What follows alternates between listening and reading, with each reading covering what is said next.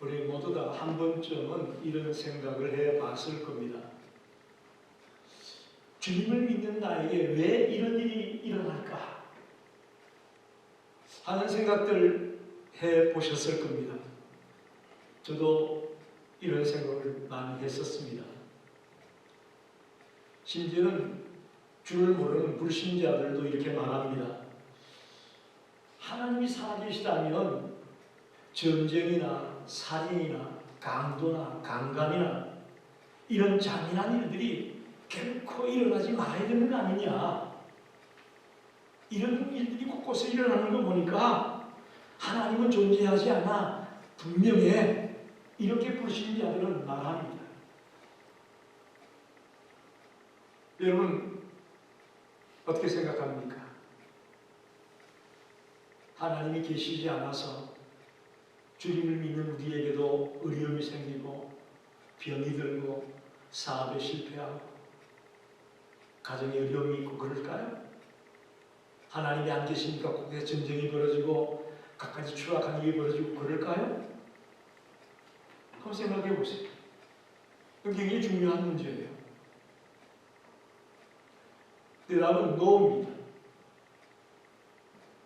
하나님은 이 천지 만물을 창조하셨습니다. 우리 인간을 창조했습니다. 그러나 하나님은 그걸로 끝나는 분이 아닙니다. 창조해놓고 그 후에도 계속해서 다스리고 간섭하고 인도하고 통치하고 있음을 믿습니다. 우리가 믿는 하나님은 그런 하나님입니다.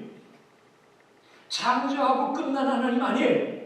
창조 이후에도 계속해서 다스리고 간섭하고 인도하고 이끌고 있는 섭리하시는 하나님입니다.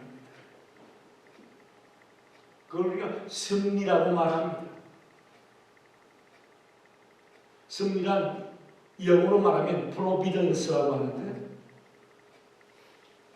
그 라틴어에서 온 말이에요. 라틴어는 pro plus 비데레라는 말이에요. 합성어예요.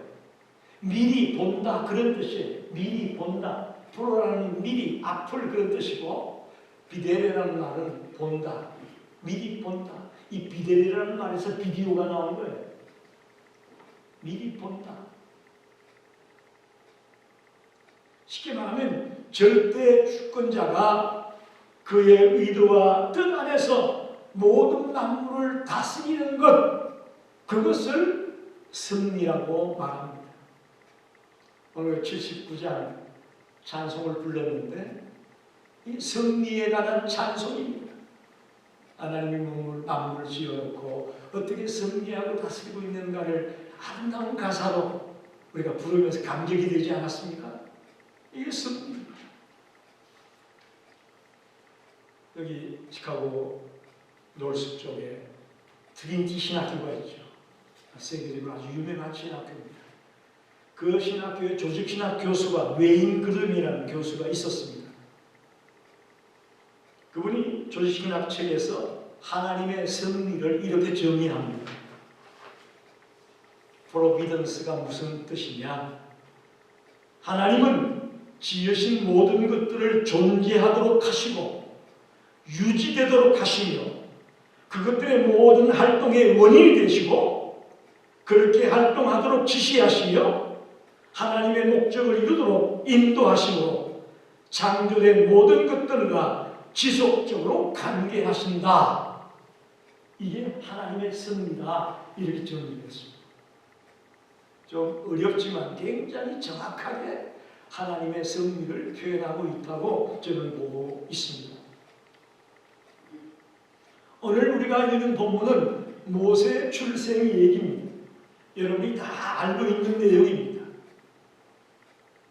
그러나 우리 이 속에서 어마어마한 하나님의 메시지가 담겨 있다는 것을 알아야 됩니다. 장차 이스라엘의 해방자가 될 모세의 출생과 그가 죽음의 길에서 구원받아 애굽 공주의 아들로 성장하게 된 사실을 아주 드라마틱하게 보여주고 있습니다. 겉으로 볼 때는, 즉 형상적으로 바라볼 때는 지금 이스라엘 백성들이 애굽에서 죽도록 고생하고 있는데 하나님은 침묵하고 있다. 하나님은 아무 말씀이 없어. 우리를 버린 게 아니냐, 이런 생각을 할 그런 시대예요. 여러분, 하나님이 침묵하고 있었을까요? 하나님이 손을 놓고 구경만 하고 있었을까요? 아니라고 성경은 말하는 겁니다. 그 바로의 명령으로 남자아이들이 태어나면 나일강에 던져 죽여야 되는데 죽이지 않고 기르고 석 달 동이나 숨겨 기르게 되고 더 이상은 기를 수 없게 되니까 갈대 상자에 담아서 아이를 나일강에 떠나보내고, 이런 모든 가정 속이 하나님이 침묵하고 손을 놓고 있다고 생각하면 안 됩니다. 그러니까 하나님의 승리라고 오늘 말씀하고 싶은 거예요. 하나님의 놀라운 승리하심이 인간들이 느끼기에는 침묵하고 있고, 인간들이 느끼기에는 하나님이 죽으시는지 안 계시는지 의심이 들지 모르겠지만 묵묵히 역사하고 있었고 묵묵히 활동하고 있었음을 믿습니다. 그래서 오늘 저는 설교 제목이 모세의 출생과 하나님의 승리라는 그런 제목으로 이 본문을 함께 생각해 보려고 합니다. 첫째, 하나님의 승리는 고통 가운데서 시작이 됩니다. 우리가 편안할 때, 잘 나갈 때 하나님 생각하게 되나요? 하나님 찾게 되나요? 솔직하게 한번 우리 말해봅시다. 잘 나가고 편안하고 승승장구할 때 하나님 잘 찾지 않아요? 하나님을 부르지도 않아요. 그러나 고통이 오고 박해가 오고 병들고 어려움이 처하게 되면 우리는 하나님을 부르짖고 하나님의 손길을 찾게 되지 않습니까? 하나님의 승리라는 것이 고통 가운데서 시작이 되고 있음을 우리에게 보여주고 있습니다. 지금 모세가 출생할 당시에 이스라엘 백성들은 엄청난 학대와 박해를 받고 있습니다. 특히 남자아이들은 태어나면 죽어야 됩니다. 그런 시대에 모세의 어머니 요게벳이 아들을 낳았다. 다른 때 같으면 축복이고 박수치고 환영할 일인데 이때 아들이 태어난다. 이건 축복이 아니잖아요. 그죠? 이건 고통이죠. 이건 괴로움이죠. 따라서 바로의 명령 앞에서 이스라엘 백성들은 아무런 소망도 가질 수 없는 그런 안타까운 처지에 놓여 있었습니다. 심지어는 하나님이 우리를 버렸다, 하나님 우리를 버렸나 봐 라고 생각할 정도로 안타까운 지경에 놓여 있습니다. 그러나 하나님은 이스라엘을 버리지 않으셨고 또한 하나님의 구원 사역도 중단되지 않았음을 믿습니다. 하나님은 이스라엘이 멸절될 위기에 처한 와중에도 장차 이스라엘을 애굽에서 건져낼 지도자를 준비하고 있고 예비하고 있음을 볼 수가 있습니다. 즉 그 고통 가운데서도 하나님의 승리는 계속되고 있었다. 할렐루야. 여러분 가운데 지금 고통 가운데 있는 분이 계십니까? 참 도저히 이렇게 해도 안 되고 저렇게 해도 안 되고 해결이 안 돼서 너무너무 힘들어하는 분이 계십니까? 그 배경에는, 그 뒤에는 하나님은 묵묵히 일하고 있고 역사하고 있음을 믿습니다. 우리가 단지 모를 뿐이죠. 하나님은 일하고 있어요. 모세는 숨겨졌고 부모는 목숨을 걸고 그 아기를 보호했습니다. 오늘 본문 가운데 좀 특이한 것이 있는데 그가 잘생긴 것을 보고 석 달이나 그를 숨겼다. 자칫 오해하기 쉽습니다. 못생긴 아이들은 아들이지만 집어 던져 죽여야 됐고 잘생긴 아이들을 그들은 살려줬다는 말이냐? 오해하기 쉬운데 그렇지 않습니다. 이 잘생겼다는 말은 히브리어로 토브라고 하는데 토브. 창세기 1장에 하나님이 첫째 날, 둘째 날 만들어 놓고 하나님 보시기에 좋았더라, 좋았더라 그러죠? 이 좋았더라는 말이 토부예요. 하나님이 보시기에 좋았더라. 그게 잘생긴 그런 뜻이 되는 거예요. 즉 예상할 수 없는 창조의 일이 발생할 거라는 기대감을 갖게 되는, 그걸 잘생긴 이렇게 표현하는 거예요. 예상할 수 없는 창조의 일이 이 아이를 통해서 발생할 것 같다라는 그런 느낌을 가지고 이 아이를 숨겨서 기를 마음을 먹었다, 그런 표현이죠. 여러분 넬슨 만델라, 남아공의 대통령이었던 넬슨 만델라를 아실 겁니다. 그는 남아프리카 공화국의 인종차별 시대에 태어났습니다. 그의 아버지는 일찍 사망했고 그는 전통적인 부족 출신이었지만 교육을 포기하지 않았습니다. 그 당시에 아파르트헤이트라는 정책이 남아공을 지배하고 있었습니다. 그게 뭐냐? 남아공의 백인 정권들이 유색 인종에 대한 차별 정책을 가하는 것을 아파르트헤이트라고 말합니다. 엄청난 유색 인종에 대한 압박과 핍박과 박해가 가해지던 그런 시대를 말합니다. 그런 억압 속에서도 넬슨 만델라는 교육을 받으려고 했었고 법학을 공부하게 되죠. 그리고 그런 훗날 그 고통의 한복판에서 민족의 지도자가 되어집니다. 고통이 끝이 아니라 하나님의 승리의 시작점이었음을 넬슨 만델라를 통해서도 우리는 보게 되는 것입니다. 우리 삶에도 왜 지금 이 상황에서라는 질문이 들 때가 한두 번이 아닐 겁니다. 왜 하필 이때에? 라는 생각이 들 때가 있습니다. 그러나 그 고통의 순간이 하나님의 승리의 시작임을 믿으시길 바랍니다. 끝이 아니고 하나님의 승리가 시작되고 있다는 것을 깨닫게 되고 믿게 되는 성도들이 되기를 바랍니다. 두 번째로 하나님의 승리는 우리의 지혜와 결단을 사용합니다. 쉽게 말하면 이런 겁니다. 하나님이 다 해주실 텐데 뭐 난 가만히 있으면 돼 라는 생각, 그러니까 간혹 가지게 되는 생각인데 그 매우 잘못된 생각입니다. 매우 위험한 생각입니다. 3절, 4절 보게 되면 더 숨길 수 없게 되네. 3달 되기 전까지는 울어도 엥엥 하니까 소리가 이렇게 밖으로 새나가진 않았겠지만 이제 3달쯤 되니까 아이가 우는 울음소리도 커지고요. 도저히 숨기기를 수 없는 때가 된 거지 않겠습니까? 그러자 그를 위해 갈대 상자를 가져다가 진을 바르고 아기를 거기다가 나일강과 갈대 사이에 두었다. 어머니 요셉은 포기하지 않았습니다. 아이고 이제 도저히 못 길러 하면서 나일강에 집어던지지 않았다는 말입니다.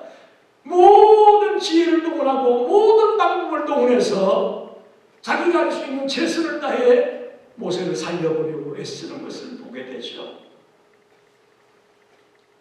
역정을 바르고 진을 발라서 물이 들어오지 않게 갈대상자를 만들어서 거기다 아이를 담아서 내려보내는 그 모습을 생각해 보십시오.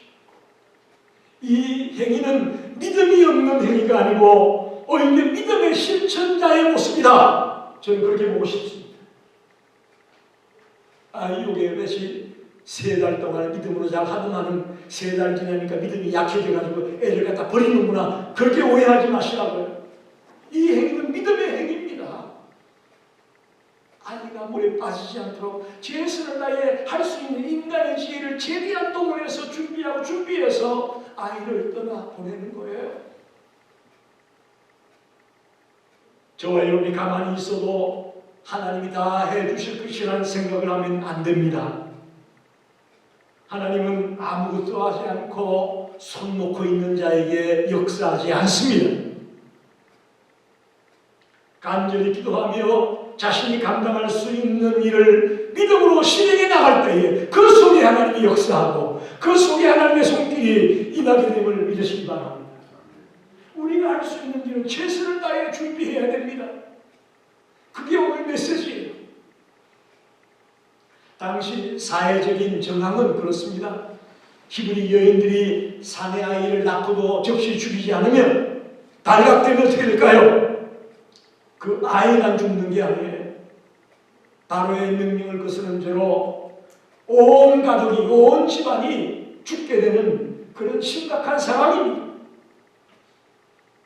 그럼에도 불구하고 요셉은 하나님께서 그의 가족과 모세를 구원해 줄 것이라는 확신을 갖고 있었기 때문에 모세를 죽이지 않았고 또 석 달 동안 숨겨 빌렸고 숨길 수 없게 되자 갈대 상자를 만들어서 나일강에 띄어보내면서 심지어 누이가 쫓아가잖아요.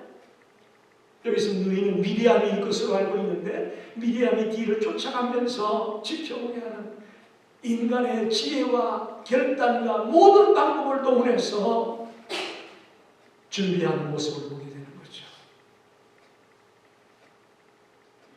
우리도 때때로 그냥 하나님께만 맡기고 손을 놓고 있을 때가 있습니다. 아닙니다, 여러분. 그건 잘못된 겁니다.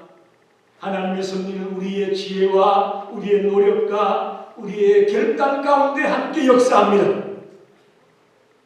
가만히 있는 것이 아니라 끊임없이 움직이고 끊임없이 달려나갈 때 그 속에 하나님의 섭리가 임하는 것을 믿으시기 바랍니다. 세 번째는 하나님의 섭리는 우연을 가장한 필연입니다. 오늘 보면 5절 6절에 보니까 바로의 딸이 목욕하러 나일강으로 내려오고 갈대 사이에 상자를 보고 아기를 보고 불쌍히 여겨 이르되 이는 이브리 사람의 아기라, 그렇게 말합니다. 여러분, 우연처럼 보여집니다.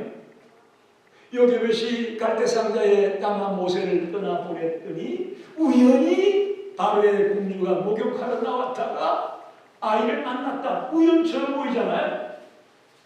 어쩌면 난 크리스찬들은 이건 우연이다, 꿈이 있는 얘기 같다고 그렇게 볼 거예요.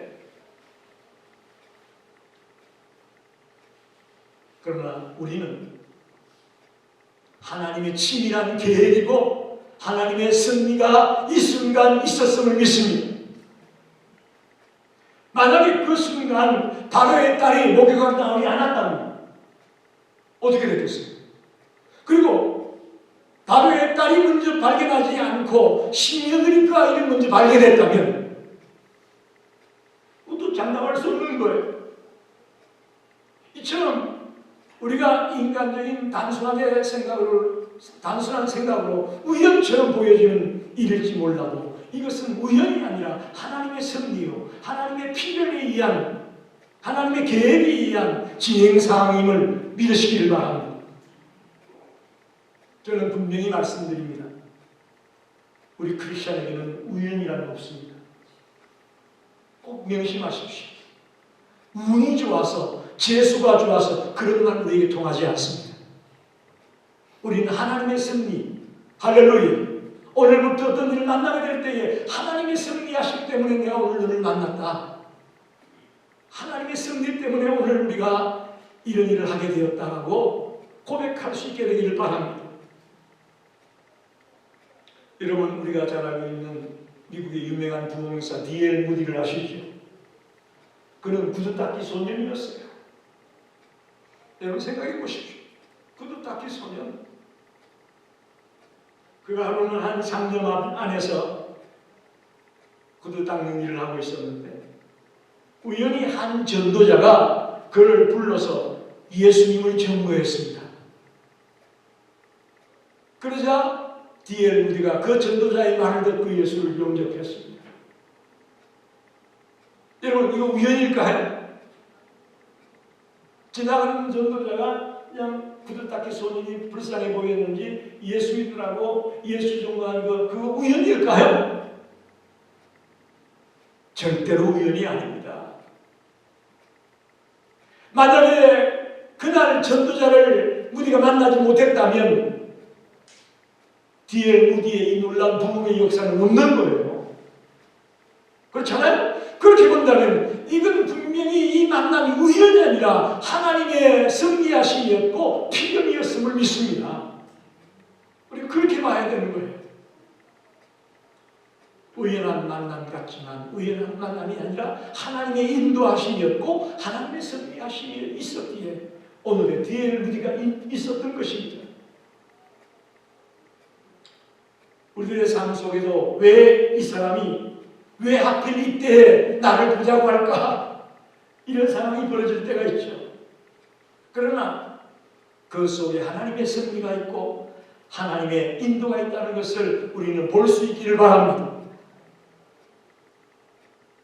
마지막으로 하나님의 섭리는 우리의 약점을 도구로 이용하십니다.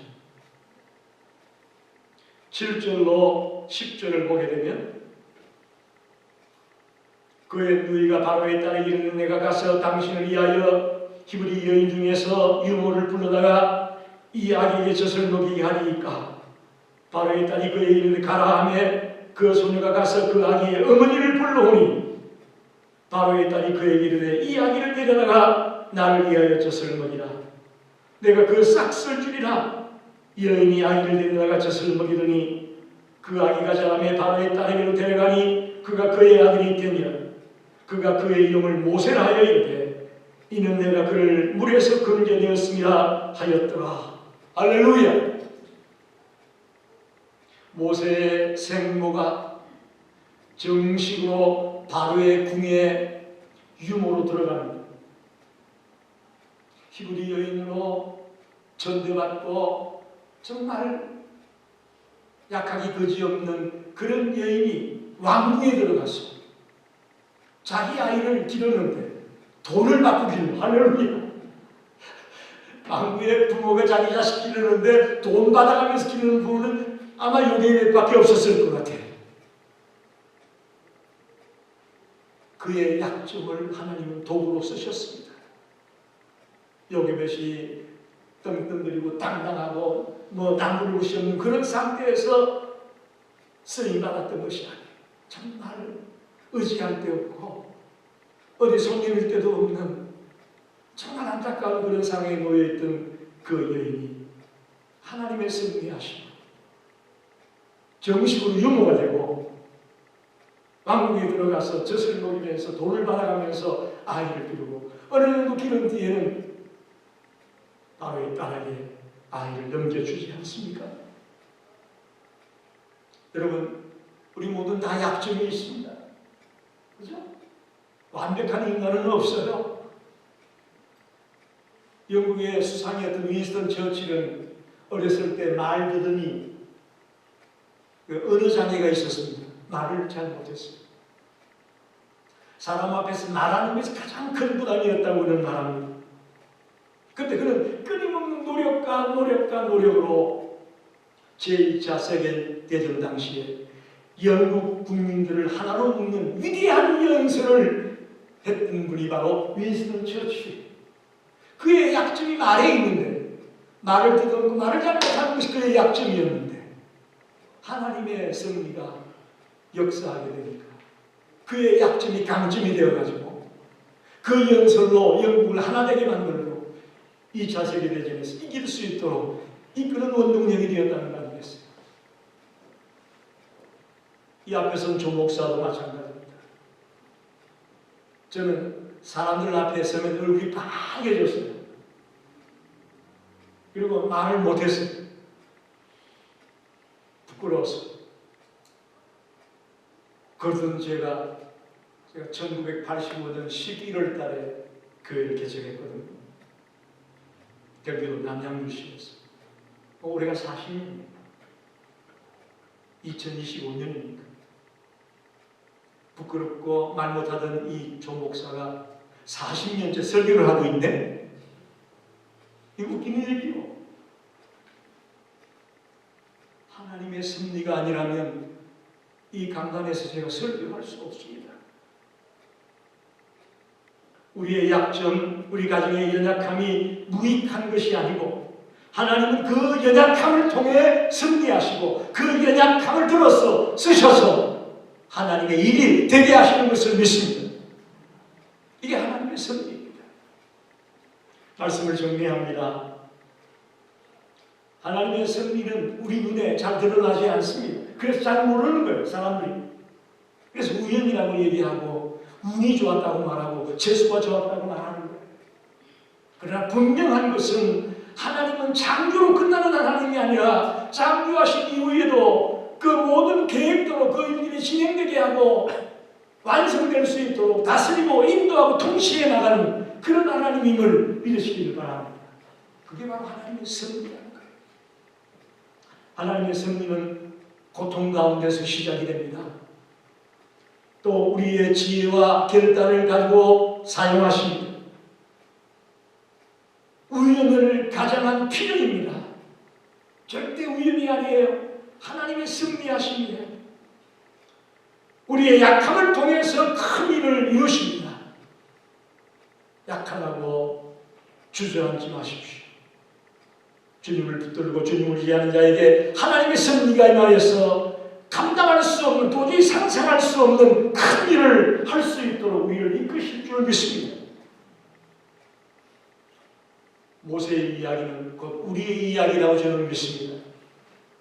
우리의 자녀 이야기고 우리의 인생 얘기고 우리의 미래 이야기입니다. 다 하나님의 섭리 아래에 있습니다. 우리에게 우연은 없습니다. 하나님의 섭리와 간섭하심만 있을 뿐입니다.